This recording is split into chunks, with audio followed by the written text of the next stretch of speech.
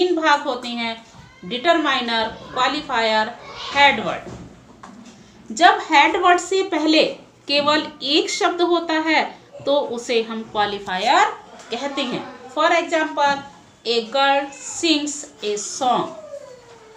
इस वाक्य में ए क्वालिफायर है। जब सब्जेक्ट की व्याख्या करने से पहले दो शब्दों का प्रयोग किया जाता है तो पहले शब्द को डिटरमाइनर तथा दूसरे शब्द को क्वालिफायर कहते हैं। For example, a young girl sings a song. इस वाक्य में ए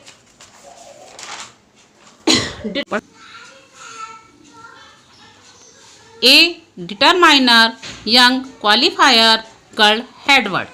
इस तरह से सब्जेक्ट का पार्टीशन होता है। सब्जेक्ट के दो भाग होते हैं, क्वालिफायर, हेडवर्ड।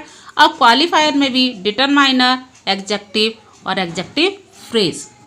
एडजेक्टिव, इसमें केवल एक शब्द होता है। एडजेक्टिव किसी नाउन की विशेषता बताता है।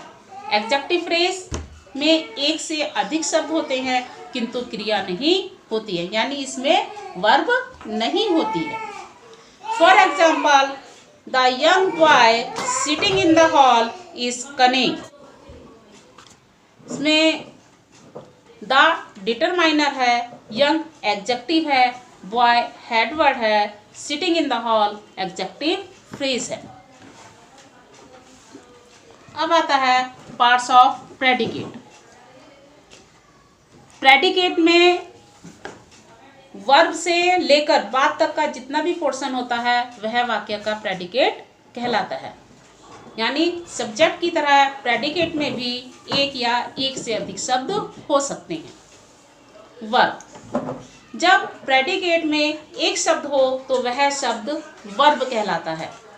ऑब्जेक्ट, जब प्रेडिकेट में वर्ब के साथ अन्य शब्द प्रयुक्त होता है तो वह वर्ब का ऑब्जेक्ट कहलाता है।